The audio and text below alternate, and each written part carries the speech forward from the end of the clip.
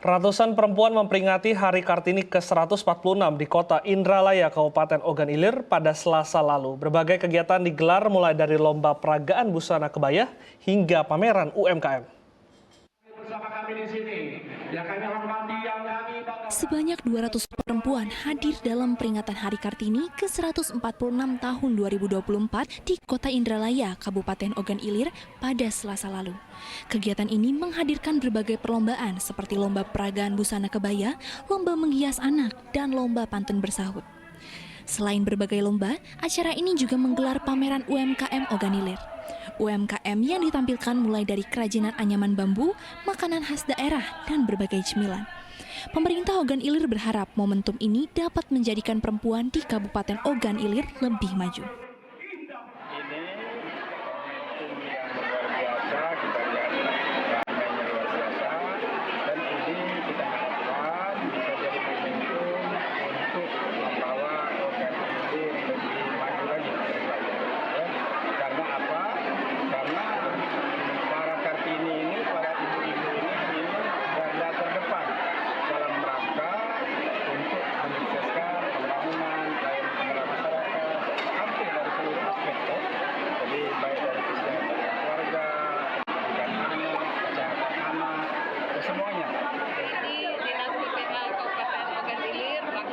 Kegiatan peringatan Hari Kartini yang ke-146.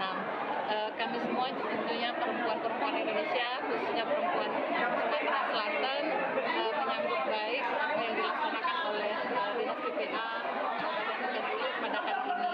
Apa yang dilaksanakan pada hari ini adalah merupakan serpihan daripada pemberdayaan perempuan, khususnya di Kabupaten Ogan Ilir. Diharapkan, peringatan Hari Kartini ke-146 ini menjadi refleksi dalam memajukan peran perempuan di berbagai bidang.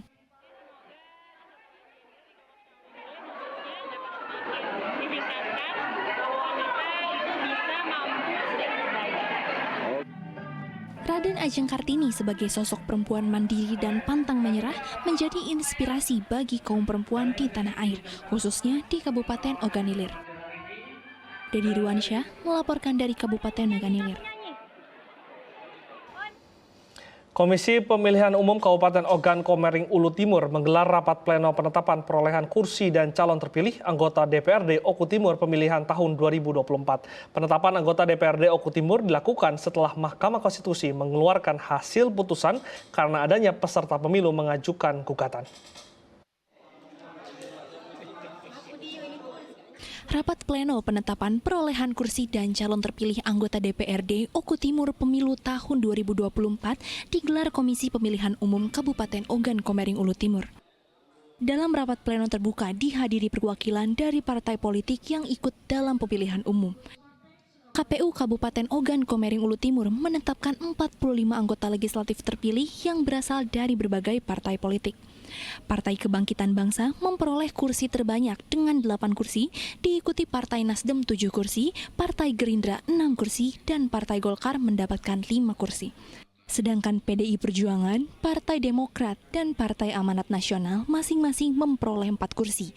Partai Keadilan Sejahtera 3 kursi, Hanura 2 kursi, Partai Perindo, dan P3 memperoleh 1 kursi. Hari ini adalah rapat pleno terbuka ya, penetapan perolehan suara dan kursi untuk DPRD Kabupaten Ogan Komering Ulu Timur.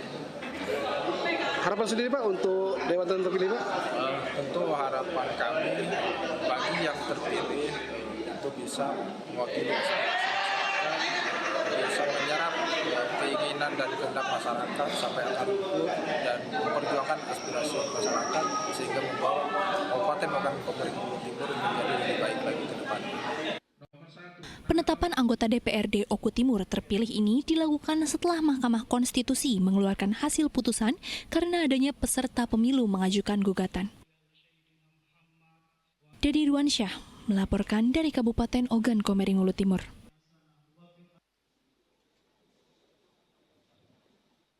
Komisi Pemilihan Umum KPU Kabupaten Ogan Komering Ulu Timur melantik panitia pemungutan suara Pilkada serentak 2024. Nantinya panitia yang sudah dilantik bertugas merekrut panitia pendaftaran pemilih atau Pantarlih untuk memvalidasi data pemilih. Menjelang Pilkada Serentak 2024, Komisi Pemilihan Umum KPU Kabupaten Ogan Komering Ulu Timur melantik 936 panitia pemungutan suara atau PPS Kabupaten Ogan Komering Ulu Timur. Panitia pemungutan suara ini akan bertugas di 312 kelurahan atau desa. Di setiap kelurahan atau desa akan ditempatkan 3 orang PPS. PPS yang sudah dilantik dapat berkoordinasi dengan pemerintah setempat untuk membuat sinergi antar instansi.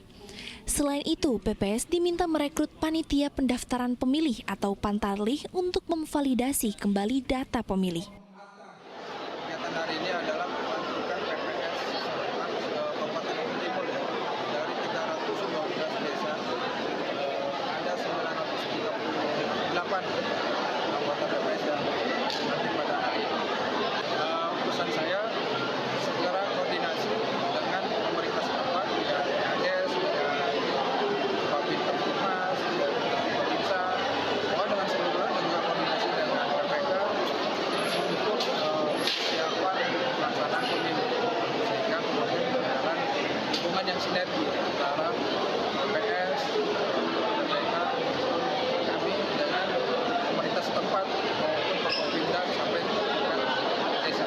Dengan hari ini selain sebagai pengawasan, undangan dari KPU untuk menghadiri pelantikan PPS di Kabupaten Ogan Komering Ulu Timur.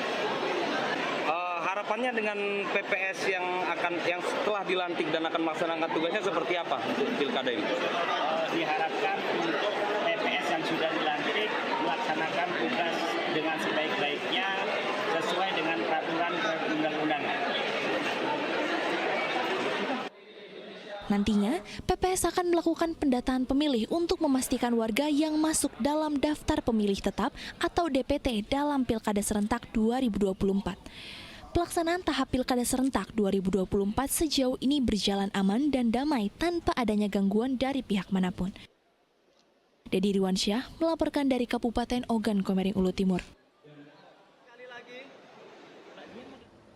Wabah penyakit ngorok menjerang sejumlah hewan ternak di Sumatera Selatan. Penyakit ini membuat gangguan kekebalan tubuh pada hewan menurun sehingga dapat mengakibatkan kematian.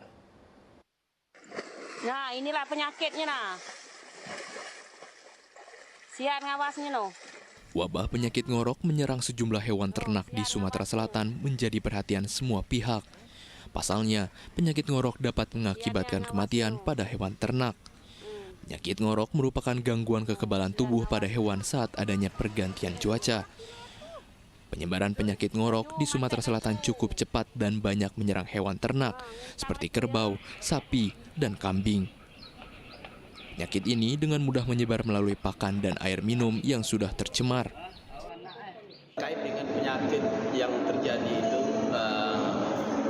itu sudah didiagnosa ya, diagnosa penyakit ngorok atau septisemia epizootica kalau bahasa ini, atau hemoragik epizootica. Jadi penyakit ini memang penyakit yang menular ya, yang secara ekonomi sebenarnya, tapi tidak menular kepada manusia. Ya, secara ekonomi ini merugikan karena kematiannya cukup tinggi dan penyebarannya juga cukup cepat. Ya. Penanganan penyakit ngorok ini tidak hanya menjadi tanggung jawab pemerintah, namun juga dibutuhkan kerjasama semua pihak termasuk para peternak. Harus ada kerjasama dengan semua pihak, tidak hanya dari dinas saja, tapi juga dari desa, dari peternak itu sendiri, yang harus berbudidaya sudah kepada tidak lagi tradisional atau hanya sebagai sambilan, tapi memang harus diusahakan. Nah, kalau kita hanya sebagai sambilan, kita juga tidak akan memperhatikan apakah hewan peliharaan kita itu kurang makan, kurang sehat. Penyakit ngorok terjadi di beberapa wilayah di Sumatera Selatan, seperti di Kabupaten Ogan Ilir dan Ogan Komering Ilir. Peternak diminta menjaga kebersihan kandang, termasuk memberikan vitamin tambahan untuk mencegah serangan penyakit ngorok. Dedi Irwansyah melaporkan dari Kota Palembang.